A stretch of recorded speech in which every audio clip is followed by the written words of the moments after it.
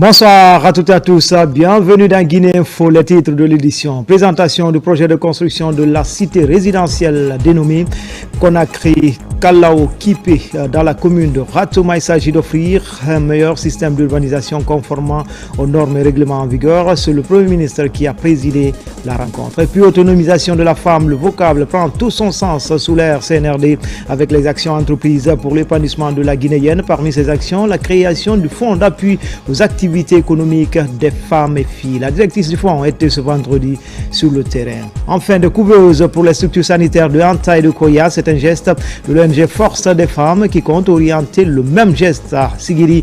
Coût d'investissement 234 millions de francs guinéens avec un accompagnement de l'ANAïM. Voilà pour le sommaire. Encore une fois, bonsoir à tous. Comme annoncé dans les titres, chef du gouvernement a présidé la cérémonie de présentation du projet de construction de la cité résidentielle dénommée résidence Kalao Kipé dans la commune de Ratouma. Il s'agit d'offrir un meilleur système d'urbanisation conformément aux normes et règlements en vigueur. C'est une synergie État-institutions financières, notamment les banques, tout comme le secteur privé. Ousmane Bangoura. Devant le Premier ministre Amadou Ouriba, des membres du gouvernement et partenaires techniques et financiers, le groupe Guico Presse présente ses projets d'infrastructures immobilières. L'objectif vise à promouvoir les opportunités que l'entreprise propose pour disposer d'un appartement digne de nom dans des quartiers résidentiels. Nous saluons ici le leadership visionnaire des autorités de la transition qui ont su influer un nouvel élan au développement national, en particulier à travers les réformes engagées par M. le Président de la République, le général Mamadi Doumbouya. Grâce à ces réformes courageuses et structurantes, le gouvernement a posé les bases solides d'une économie compétitive, en mettant l'accent sur l'amélioration des climats des affaires avec des incitations pour des investisseurs locaux et internationaux. Ce projet, qui sera réalisé par l'entreprise Kakande Imo, filiale du groupe Guico Presse, comprend deux phases. La première inclut la construction de 11 immeubles allant du R+5 au R+3, proposant des appartements de type F2 à F5, des duplex et autres. La deuxième phase comprend 15 lots destinés à des villas isolées à R+1. Lorsque vous arriverez au niveau de Sonfonia, vous remarquerez que la même entreprise est également en partenariat avec l'État en train de faire pousser au moins près de 1000 et quelques logements à Sonfonia et à Ketaya. Tout cela, c'est à l'actif de la gouvernance du CNRD à travers le gouvernement dirigé par M. le Premier ministre ici présent Amadou Ouriba. Les efforts que nous conjuguons en longueur de journée pour la récupération des domaines spoliés de l'État, nous faisons pour le peuple de Guinée. Dans un État quelconque, il ne peut pas y avoir un développement durable avec des investissements conséquents si ces trois acteurs ne se donnent pas la main. L'État a des obligations d'assurer une certaine sécurité juridique, d'assurer une possibilité de transmission en conformité avec le droit de la propriété, de protéger aussi bien la propriété publique que la propriété privée. Ça, c'est le rôle régalien de l'État. Dans ce contexte, le secteur bancaire a une mission essentielle. Cette mission essentielle, c'est de mettre à la disposition de notre secteur privé et du secteur privé les moyens de son développement.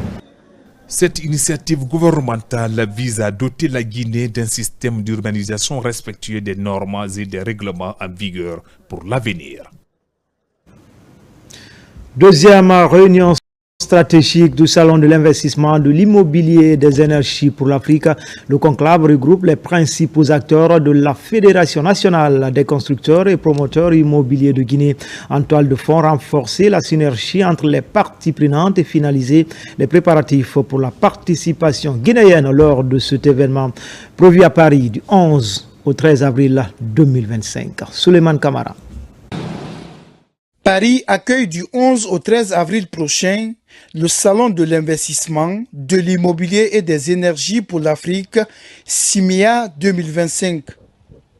Un rendez-vous incontournable qui va mobiliser 10 pays africains et plus de 6000 visiteurs. La Guinée, en pleine refondation, ne peut manquer cette opportunité. En présence du ministre de l'Urbanisme et de l'Habitat, cette deuxième rencontre avec les acteurs du Salon de l'investissement, de l'immobilier et des énergies pour l'Afrique, CIMIA, et la Fédération nationale des constructeurs et promoteurs immobiliers de Guinée a permis de mettre en lumière les enjeux majeurs pour le secteur immobilier guinéen. Aujourd'hui, les opportunités également que la Guinée offre sur les questions d'investissement à l'horizon de la mise en œuvre du programme de développement socio-économique durable à Simandou 2040. Nous avons convié l'ensemble de ces promoteurs immobiliers afin de pouvoir aller en une seule équipe au nom du Rouge Jaune Vert de notre pays pour prendre part à ce salon, mais également présenter les potentialités socio-économiques de la Guinée, mais également présenter aujourd'hui tout ce que la Guinée offre comme possibilité d'investissement à tous les investisseurs du monde, aux opérateurs économiques, et vendre la destination Guinée en termes d'immobilier et de construction lors de ce salon qui se tiendra à Paris. Le CIMIA 2025 se présente comme une opportunité majeure pour la Guinée de se positionner dans le domaine de l'immobilier et des énergies en Afrique de l'Ouest. Nous avons un grand problème d'habitat dans notre pays, la construction, l'aménagement. Ce problème, il existe. Et aujourd'hui, les acteurs dans ce domaine sont en train de se retrouver, de s'organiser en fédération pour qu'ensemble, nous allons aider l'État pour sortir des bâtiments et des bâtiments modernes de terre pour inscrire notre pays sur le chemin du développement. La participation guinéenne au CIMIA 2025 sera une occasion de connecter la diaspora aux investissements dans les secteurs vitaux de l'immobilier et de l'énergie. Sous l'impulsion du ministre de l'Urbanisme et de l'Habitat, les acteurs locaux s'organisent déjà pour faire de cette participation guinéenne totale réussite.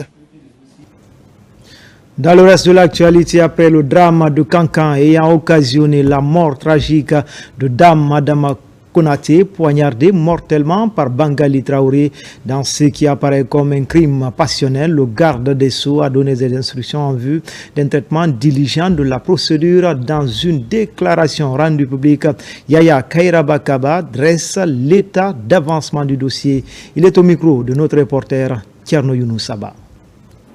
C'est avec une profonde consternation et une vive indignation que nous avons appris le drame survenu hier, 20 mars 2025, en début d'après-midi, dans la religieuse ville de Kankan. Adama Konaté, une femme d'une quarantaine d'années, a tragiquement perdu la vie, mortellement poignardée par Bangali Traoré dans ce qui apparaît comme un crime passionnel d'une gravité extrême. Ce féminicide, commis en pleine journée, interpelle notre société et nous rappelle douloureusement la nécessité de lutter avec la plus grande fermeté contre toutes les formes de violence faites aux femmes. Face à ce crime crapuleux, j'ai immédiatement donné des instructions fermes au parquet d'instance et général pour que cette affaire soit traitée avec la rigueur, la minutie et la diligence qu'elle requiert. Le présumé auteur, Bangali Traoré, a été interpellé aussitôt et se trouve actuellement sous main de justice. Une information judiciaire a été ouverte à son encontre par le procureur de la République près le tribunal de première instance de Kankan afin de faire toute la lumière sur les circonstances de cet odieux drame.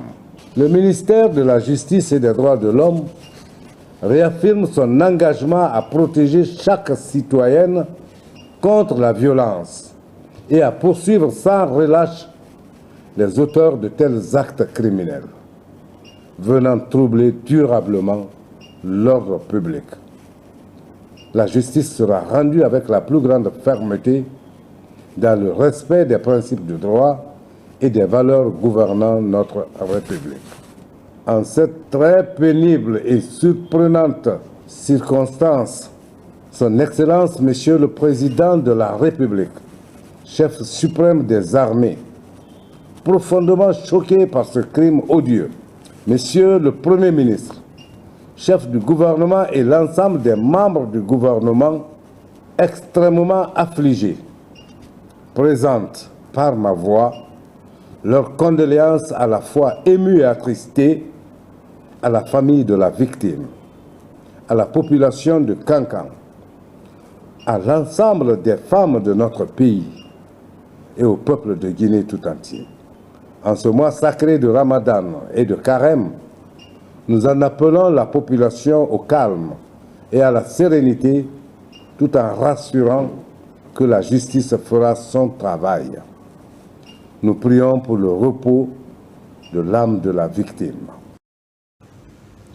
De son côté, le ministère des Affaires étrangères, en collaboration avec les ambassadeurs des pays francophones, a célébré ce 20 mars la journée internationale de la francophonie, cette 55e journée qui coïncide avec les 2 mois sans est célébrée autour d'un repas. C'est un véritable symbole d'unité au sein de l'espace francophone. Makeme Donzo.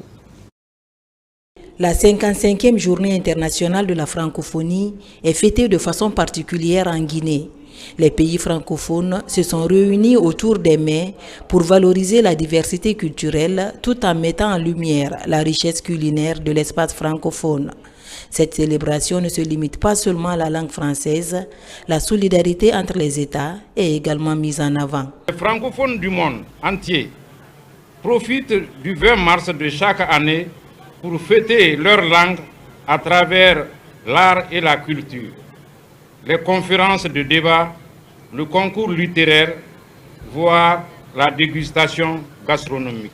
Placé sous le thème « Je m'éduque, donc j'agis », la francophonie compte s'investir dans la formation des citoyens afin de les outiller. Je crois que c'est un moment qui se prête en écho parfait avec la stratégie et notamment Simandou 2040 et son axe 2 d'appui au capital humain, le projet de la Simandou Academy. Et je crois que chacun des pays francophones représentés ce soir aura à cœur d'accompagner là où elles en ont besoin les autorités guinéennes pour réussir ce défi. La République de Guinée est profondément attachée au multilatéralisme, au dialogue, à la paix, à la sécurité et aux droits humains. Elle entend jouer pleinement sa partition au sein de l'organisation en s'appuyant sur ses précieuses recommandations. D'ores et déjà, la République de Guinée poursuit, avec efficacité bien sûr, sa profonde refondation sous le leadership éclairé de son Excellence Général Mamadi Doumbouya, président de la République, chef de l'État. De nos jours, la langue française a plus de 320 millions de locuteurs à travers le monde. Une communauté unie par un idéal, celui d'un monde juste et inclusif.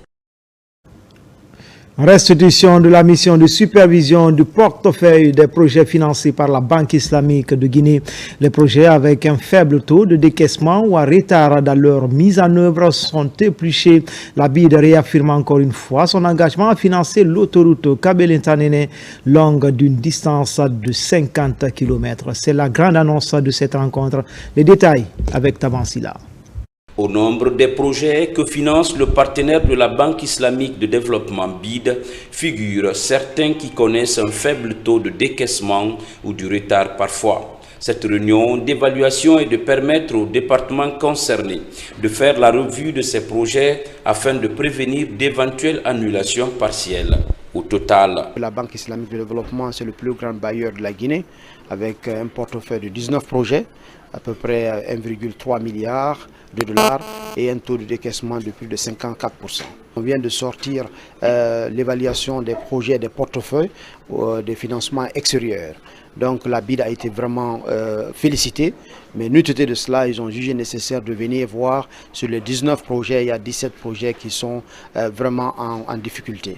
Donc difficulté, ça veut dire que le taux d'équipement n'est pas aussi élevé, mais aussi de trouver les voies et moyens, comment on peut transformer ces projets qui sont au niveau rouge pour les amener au niveau vert. La réunion a aussi permis aux experts de la BID de réaffirmer l'engagement de leur institution à accompagner la Guinée dans le projet de construction de l'autoroute à péage 2x2 Kagbelen-Tanene. Au-delà de 1,3 milliard, la BID s'est engagée d'accompagner la Guinée pour la construction de l'autoroute à péage 2x2 Kagbelen-Tanene.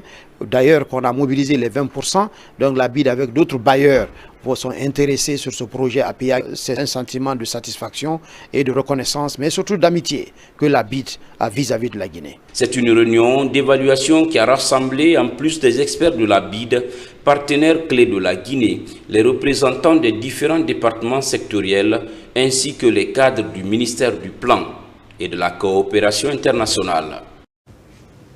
Lutte contre le mariage précoce, les mutilations génitales et l'accompagnement des initiatives féminines. La thématique était au centre d'une série de rencontres de la ministre de la Promotion féminine, de l'enfance et des personnes vulnérables. Charlotte Daffé a eu des échanges avec les partenaires comme l'UNICEF et le PNUD. Des plaidoyers ont été menés pour un accompagnement dans l'amélioration des conditions de vie des femmes en Guinée. Mohamed Doukamara. La session des femmes aux Nations Unies, c'est aussi des événements parallèles. L'UNFPA accompagne les femmes dans plusieurs pays du monde. L'institution onusienne a réuni pour l'occasion 3 pays de l'Afrique de l'Ouest, la Sierra Leone, la Gambie et la Guinée. L'idée, amener les ministres de la promotion féminine de ces pays à revenir sur les efforts fournis en matière de respect des droits des femmes dans leurs pays respectifs. Ces 3 pays, quand on regarde les statistiques démographiques, tout en ayant une composition de la population, une proportion de populations différentes, en même temps font face à des défis communs s'agissant des droits des femmes et des filles. Et donc aujourd'hui, on a eu l'opportunité d'écouter à la fois des 3 ministres et aussi de 2 représentants de la société civile quels efforts ont été menés, mais quels obstacles il reste à surmonter afin que les femmes et les filles de ces 3 pays puissent voir leurs droits réalisés. Le renforcement des relations de partenariat entre certaines institutions de l'ONU et la Guinée était à l'ordre du jour du séjour de Charlotte Daffé à New York.